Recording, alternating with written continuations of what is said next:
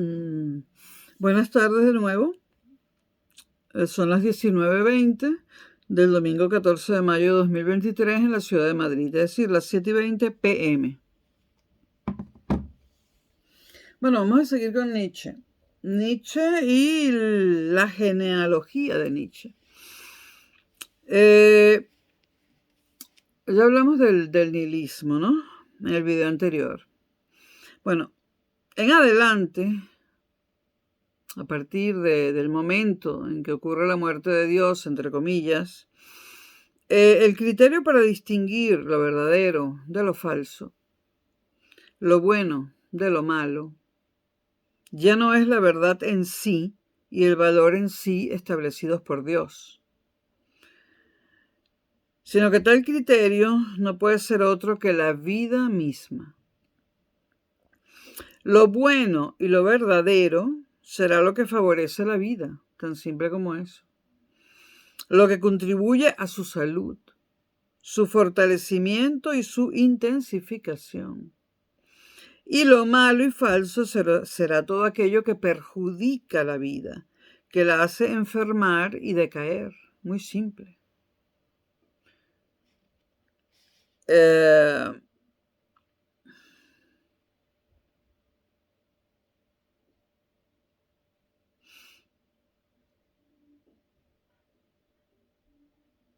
Entonces, ¿qué pasa si estos nuevos criterios de lo que es bueno y lo que es malo, siendo lo bueno aquello que mejora la vida, y malo aquello que desmejora la vida, incluyendo la salud y todas estas cosas, y la felicidad, ¿no? ¿Qué pasa si aplicamos estas nuevas visiones de lo bueno y lo malo, de lo verdadero y lo falso a las ideas y valores de la tradición occidental? Pues descubrimos que todo eso era un instrumento, una estrategia de sacerdotes, es decir, de la iglesia, y de políticos destinada a la domesticación y al sometimiento del ser humano, y que actuaba sobre todo desnaturalizando el cuerpo. Y es que esto es muy importante porque Nietzsche es el primero que habla del cuerpo, pero del cuerpo no un cuerpo lleno de sentidos que mediante ellos puede adquirir conocimientos, no, del cuerpo como parte de nuestra vida, ¿no? Porque así como el alma tiene una vida, el cuerpo, sin duda, también la tiene, sin lugar a dudas. Y del cuerpo sabemos dónde está, del alma no. Entonces, aquel sistema de valores y de creencias desnaturalizaba el cuerpo. Los ideales morales anteriores a la muerte de Dios proponían como virtud amortiguar e incluso anular, si era posible, los impulsos corporales. Anularlos. La castidad, por ejemplo, que es algo antinatural. Las ideas morales, por lo tanto, proponían como virtud cardenal eliminar los impulsos corporales o reprimirlos lo más extremadamente posible, en el mayor extremo posible. Cuando Nietzsche habla de la superación del nihilismo, habla sobre todo de la superación de la moral tradicional, en virtud de una transvalorización, o sea, de un cambio de los valores para hacerlos conformes con la vida. En lugar de sentir nuestros impulsos corporales como algo peligroso, aprenderíamos a educarlos y a sublimarlos, aprovechando su energía como fuente de salud y de creatividad. Para Nietzsche esto le daría a la existencia un nivel más pleno, más elevado y más satisfactorio. El tipo de método que Nietzsche elige para su empresa de crítica y transformación de la cultura es la genealogía. El método genealógico trata de determinar en el origen de todo valor y de toda verdad cuál es la actitud que representan ante la vida. La diferencia que este método genealógico introduce en el modo de hacer filosofía ya no se pregunta ante un conocimiento, ¿no?, cuáles son las condiciones necesarias para que pueda ser tenido científicamente como verdadero y válido. Ya no nos preguntamos eso, sino qué valor representa para la vida del cuerpo.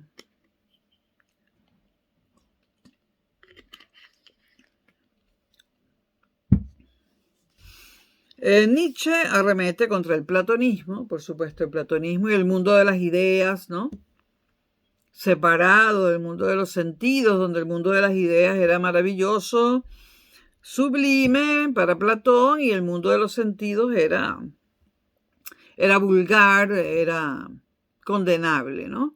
Entonces Nietzsche arremete contra Platón, pero también contra el cristianismo, ¿no?, que es el platonismo medieval, ¿no? Aplicando este método genealógico a las creencias religiosas, a las doctrinas filosóficas, a los valores de la moral, a las instituciones políticas, a los procedimientos y resultados de la ciencia, a las obras de arte, o sea, a todo el conjunto de la cultura occidental, la actitud más frecuente que ha inspirado ahora la creación de todas esas formas de cultura ha sido el miedo a la vida, dice Nietzsche. Repito, el miedo a la vida es el que ha hecho o el que ha dado a luz ese sistema que tiene casi 2000 años, según Nietzsche, de creencias religiosas, de creencias religiosas específicas, doctrinas filosóficas, valores de la moral, instituciones políticas, procedimientos y resultados de la ciencia, del arte, etc. Toda la cultura occidental para Nietzsche está impregnada de un miedo a la vida.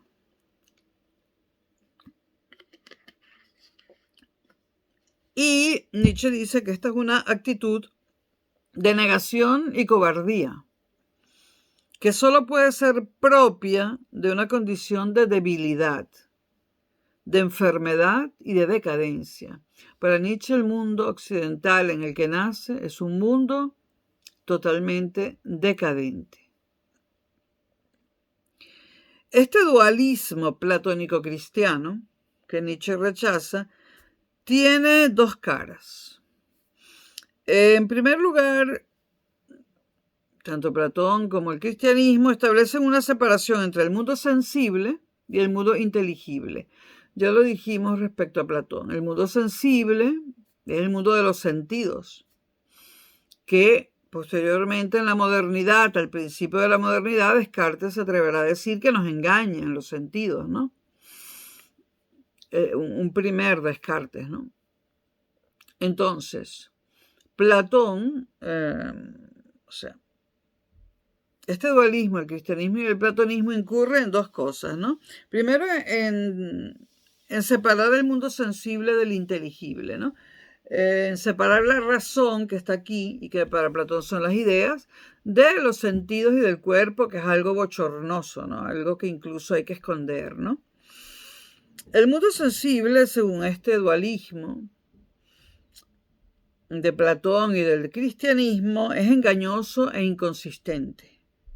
Mientras que el mundo inteligible, ese que no podemos ver, el de las ideas, es el reino de la verdad y del bien absolutos.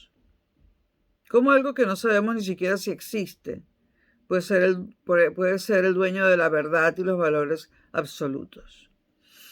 En segundo lugar, y respecto a la moral, ese dualismo platónico-cristiano distingue entre un ideal o deber ser y el ser que de hecho somos. Y que desde la perspectiva de ese ideal absoluto del platonismo-cristianismo, siempre se ve como algo imperfecto e insatisfactorio. O sea, ante la perfección de las ideas platónicas, nosotros no somos más que un manojo de imperfecciones. Y qué bueno, ¿no? Qué bueno. La imperfección a mí me parece maravillosa.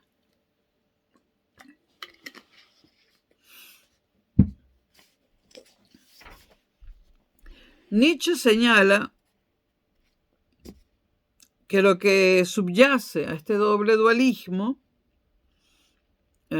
platónico cristiano es el siguiente juicio de valor. El que vale es siempre el mundo verdadero y trascendente, o sea, el mundo ideal del deber ser. En términos platónicos, el mundo de las ideas. Eso es lo que vale, según el dualismo platónico cristiano. Mientras que este mundo en el que estamos, para ese dualismo, no es más que un mundo de apariencias, falso y sin valor. Entonces se induce a despreciar este mundo y a sacrificar la vida por un más allá ideal que nunca logramos obtener. Se enseña a desconfiar de los sentidos y a sentir la energía vital de nuestro cuerpo como algo peligroso y que es preciso contener o suprimir.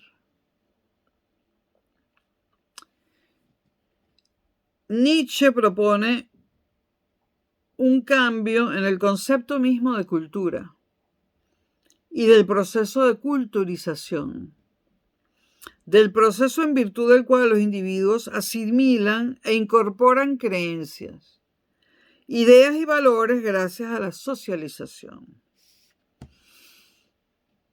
En Die Fröhliche Wissenschaft, una obra de Nietzsche, él dice, y cito, en la moral cristiana encontramos una valoración y una falsificación de las acciones y de los instintos humanos.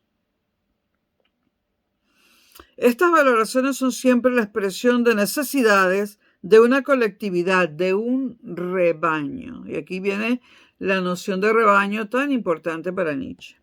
Lo que en primer lugar es útil a la colectividad, está hablando Nietzsche de la moral cristiana, es también la medida superior para el valor de todos los individuos.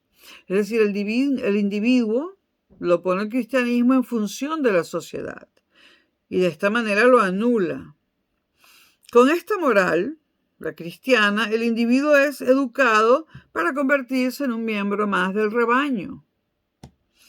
La moral cristiana es, en definitiva, el instinto de rebaño en el individuo. Una frase de Nietzsche, importantísima. Repito, la moral cristiana es, en definitiva, el instinto de rebaño en el individuo. Y esto lo retoma Marx.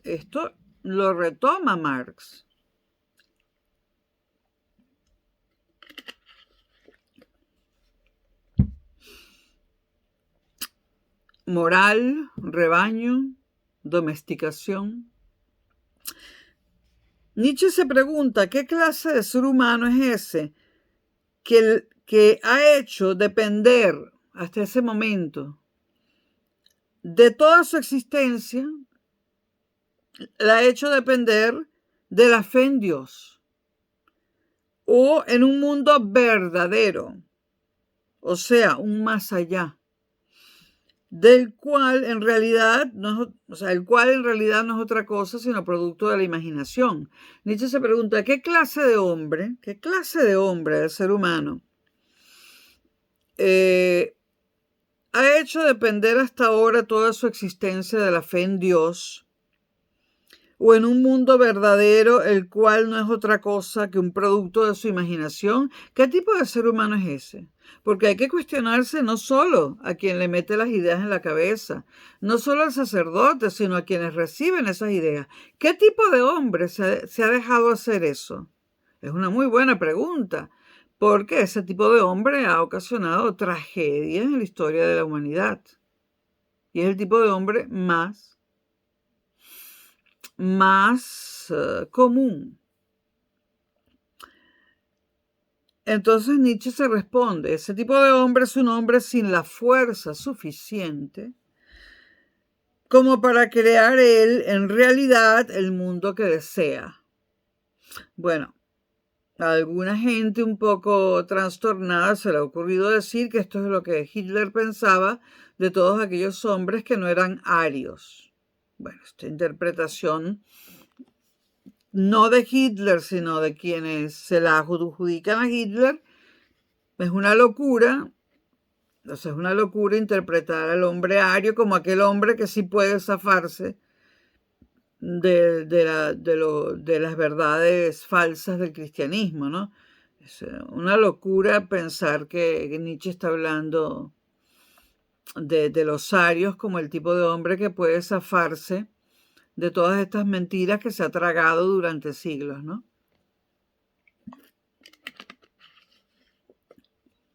Porque hasta podríamos decir que lo que lo que hicieron los alemanes en cierto momento, el pueblo alemán, fue cambiar a Dios por Hitler.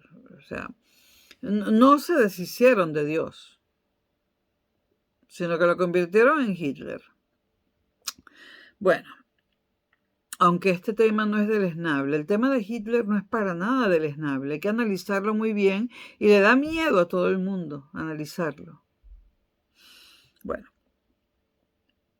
Nietzsche también dice que este hombre sin la fuerza suficiente como para crear la realidad que desea en el mundo real y no en el más allá, es el hombre nihilista. Es el que cree que el mundo, tal como es, no debería existir. Y que el mundo, tal como debiera ser, existe y que solo es cuestión de encontrar el camino para llegar a él. El nihilista es alguien que adopta una actitud pasiva e infantil para Nietzsche, limitándose a creer en la realidad de lo que él mismo se inventa o de lo que otros inventan y le imponen. Y lo hace, dice Nietzsche, porque no es capaz, y esto es muy importante, de aceptar la vida como es, con sus cosas buenas, pero también con sus cosas malas. Es decir, con su incertidumbre, con su sufrimiento, con sus catástrofes y finalmente con la muerte. Y es que el hombre le tiene un miedo terrible a la incertidumbre, terrible. Y por supuesto yo no escapo de ello. O sea, yo no soy una excepción, pero he tratado siempre de vivir, porque tampoco se puede vivir en contra de todas estas cosas absolutas que nos meten, pero se puede tratar, ¿no? Y yo como Hitler pienso que es un deber tratar de hacerlo para mejorar el mundo.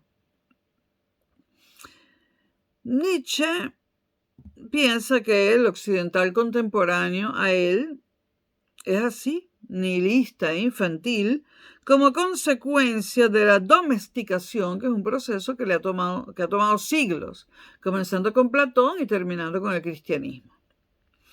A esta domesticación ha contribuido de manera importantísima, vuelve a decir Nietzsche, el idealismo metafísico platónico y el cristianismo. Y esto, vuelvo a decir, lo retoma Marx. Y hay un libro fabuloso de Marx que es El idealismo alemán, que si pueden lo recomiendo ampliamente.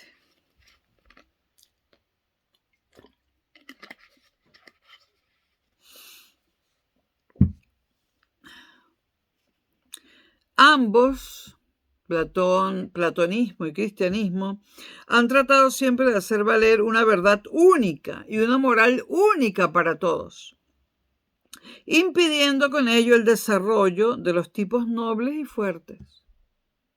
Esto es fuerte lo que dice Nietzsche, ¿no? Esa dualidad platónico-cristiana impide el desarrollo de los tipos nobles y fuertes, es decir, del tipo de hombre noble y fuerte, es decir, de los que representan una sustancial diferencia respecto al común de los demás.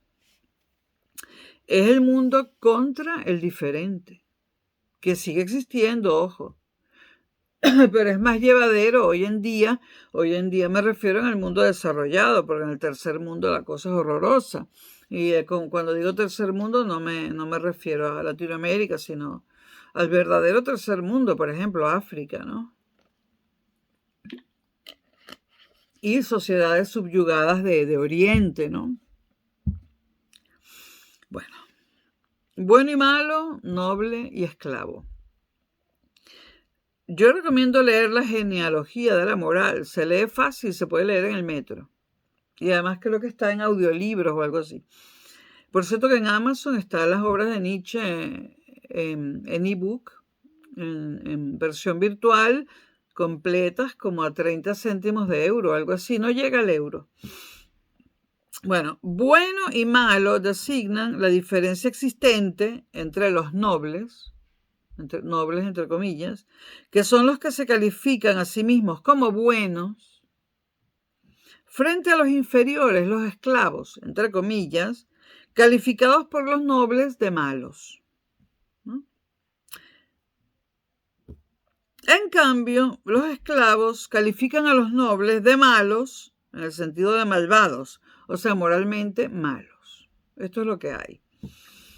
Nietzsche considera que el acontecimiento central de la historia de Europa, y yo coincido con Nietzsche, y cuando pensé en esto, cuando empecé a creer que esto era así, todavía no había leído a Nietzsche. Nietzsche considera que el acontecimiento central de la historia de Europa fue la rebelión de los esclavos al final del Imperio Romano, con la que se produjo la victoria del cristianismo y la imposición de una moral de esclavos, con la consiguiente eliminación de la moral de los señores. Es decir, una cosa que se podría ver positiva como la rebelión de los esclavos ante el Imperio Romano, se termina convirtiendo, gracias al cristianismo, en algo muy negativo, porque el cristianismo elabora una moral de esclavos y nos las aplica a todos. O sea que los esclavos no se liberaron de nada. Era mejor el Imperio Romano que el cristianismo, 1000 veces. La moral de los esclavos se caracteriza por estar inspirada por el resentimiento. El resentimiento es la agresividad, el rencor y el odio del débil, agresividad, rencor y odio del débil, que no es capaz de expresar su hostilidad abiertamente y busca estrategias enmascaradas para hacer daño. El resentimiento es el que inventa falsos valores para culpabilizar a los fuertes. Por ejemplo, el que se inventa que el comunismo es malo. Hoy en día, por ejemplo, la palabra socialismo, en el siglo XXI, la palabra socialismo se ha convertido en una palabra que señala todo tipo de maldad. A mí me la han aplicado muchas veces. Yo soy socialista. Entonces,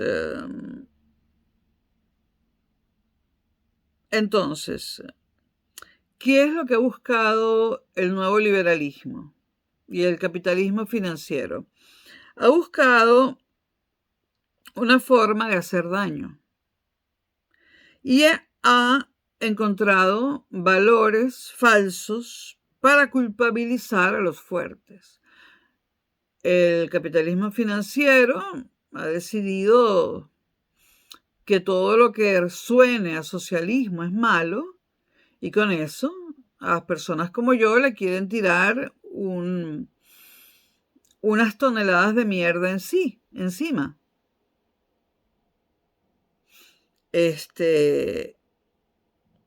Entonces, repito, el resentimiento es la agresividad, el rencor y el odio del débil. Aquel que dice, ay no, socialismo, eso no es el comunismo, qué horror, los rojos. Bueno, el resentimiento es la agresividad, el rencor y el odio del débil. Y el débil sigue creyendo en el Dios cristiano hoy en día, ¿no? Que no es capaz de expresar abiertamente su hostilidad y busca estrategias enmascaradas para hacer daño. El resentimiento es el que inventa falsos valores para culpabilizar a los fuertes. Falsos valores, ¿cuáles son hoy en día? Ya no en la época de Nietzsche, sino hoy en día. Bueno, el falso valor de la economía de mercado 100% libre. O sea, con cero intervención del Estado. Eso es un falso valor. Es un falso valor. No tiene nada de humanidad. No tiene nada de humanidad. Es la lucha de todos contra todos, peleándonos por los bienes que hay en el mundo.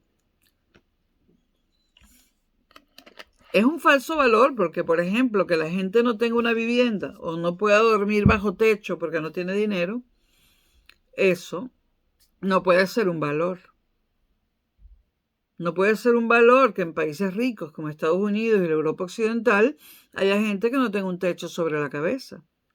No puede ser un valor, en este caso hablo de los Estados Unidos, que una persona que se enferme gravemente tenga que morirse porque no hay un sistema de salud pública. Eso no puede ser un valor. O sea, que la salud no esté al alcance de todos no puede ser un valor. O sea, que hoy en día, igual que en la época de Nietzsche, hay un montón de falsos valores. Estos falsos valores se asocian a la idea de sociedad como rebaño. El rebaño cree en estos falsos valores. El rebaño, por lo tanto, es una porquería, y lo digo así. Y las mayorías pertenecen al rebaño, lamentablemente, y les viene de perlas la democracia porque gana el voto de la mayoría. No quiero ni pensar a quiénes va a colocar la mayoría en el poder en España el año que viene. No quiero ni pensarlo. Bueno, la moral de los fuertes, en cambio, está ligada a la voluntad de poder afirmativa. La voluntad de poder afirmativa. Que busca la expansión de su fuerza y una continua autosuperación. Señores, hay que ser libres. Esta idea de la voluntad de poder afirmativa se asocia a la idea del superhombre de Nietzsche, el Übermensch. Para Nietzsche, la consecuencia última de 2 milenios de educación en los valores e ideas de la moral de los esclavos, esa moral platónico-cristiana, o sea, en la concepción platónica cristiana de la vida, es la situación de gregarización. Lo gregario es lo contrario a lo individual, de mediocridad, de pasividad y de rebañización característica del europeo de hoy, dice Nietzsche, del europeo de su tiempo. ¿Cuáles son estos valores falsos para Nietzsche? Pues el autosacrificio, hay que sacrificarse todo el tiempo, ¿no? La obediencia, señores, no hay que obedecer todo el tiempo. Hasta lo decía Santo Tomás, que desobedecer una ley injusta era lo que había que hacer.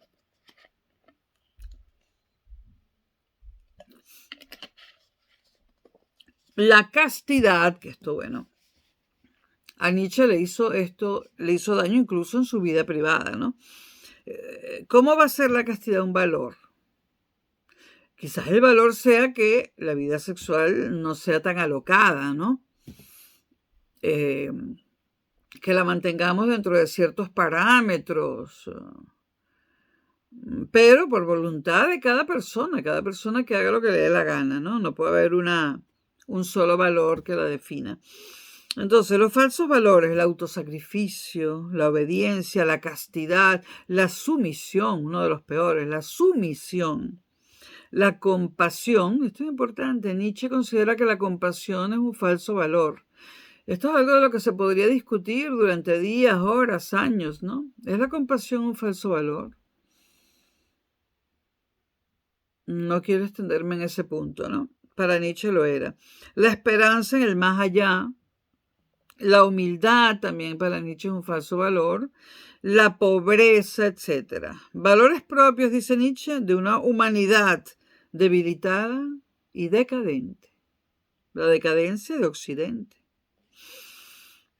Al haber sido impuestos tales valores como los moralmente buenos y predominantes, han servido para culpabilizar desde su predominio y para crear la mala conciencia en los individuos vitalmente fuertes, sensuales, dice Nietzsche, independientes y dominantes. Nietzsche le da valor a la fuerza, a la sensualidad, por supuesto.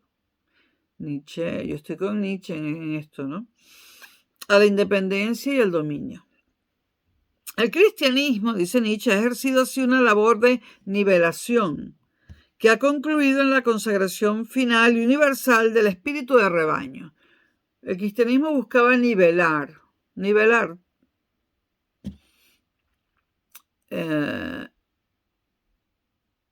y colocarnos a todos en la misma posición en un rebaño.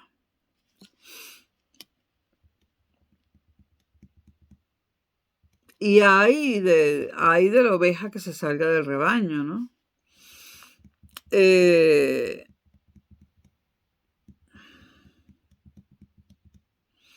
Repito, el cristianismo ejerció una labor de nivelación que concluyó en la consagración final y universal del espíritu del rebaño. Sin muchos escrúpulos, dice Nietzsche, a la hora de utilizar métodos coactivos y violentos, la Inquisición, por ejemplo, el cristianismo ha exigido que se creyera en él, mandando al infierno a todo aquel que se negara a hacerlo. Así ha hecho predominar, es decir, ha convertido a la mayoría a un tipo de ser humano asustadizo, miedoso, neurótico, que reprime su energía vital y sus impulsos de independencia y de libertad, logrando hacer de la humanidad un rebaño dócil, deprimido y fácil de conducir.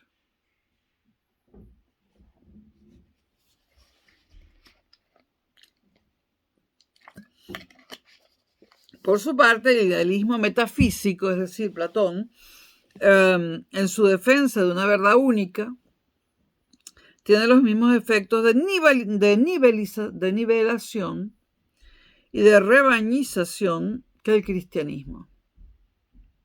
Esta filosofía idealista platónico-cristiana lleva en su cuerpo sangre de teólogos, remata Nietzsche. Lleva en su cuerpo sangre de teólogos. Por supuesto que Nietzsche, este tipo de cosas le trajeron problemas, ¿no?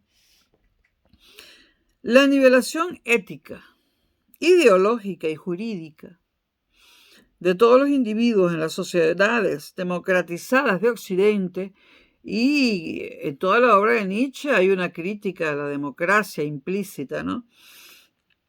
El igualitarismo actual, decía Nietzsche, es el resultado de 2000 años de creencia en una verdad en sí y en una moral única para todos, que representa para Nietzsche la victoria final del predominio del rebaño. Eso es lo que ha logrado el cristianismo, la victoria del predominio del rebaño. Aconsejo la lectura del Crepúsculo de los ídolos, también se puede leer en el metro, y de la genealogía de la moral. Y citando a Nietzsche, Nietzsche dice que el hombre sano, y el hombre sano es el Übermensch, es un hombre fuerte, de cultura elevada, hábil en todas las actividades corporales, que se tiene a sí mismo a raya, no necesita que Dios lo tenga a raya, que siente respeto por sí mismo, al que le es lícita la osadía de permitirse el ámbito certero y la entera riqueza de la naturalidad y no de la afección propia del cristianismo, ¿no? Y que es lo bastante fuerte para esa libertad. Es el hombre de la tolerancia, no por debilidad, sino por fortaleza. porque sabe emplear en provecho suyo incluso aquello que haría perecer a alguien de naturaleza media.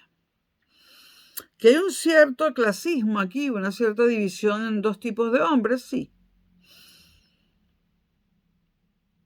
Y es que hay distintos tipos de personas. Bueno, por ahora lo dejo por aquí. Hablaremos en el próximo video de la cultura griega y su influencia en Nietzsche.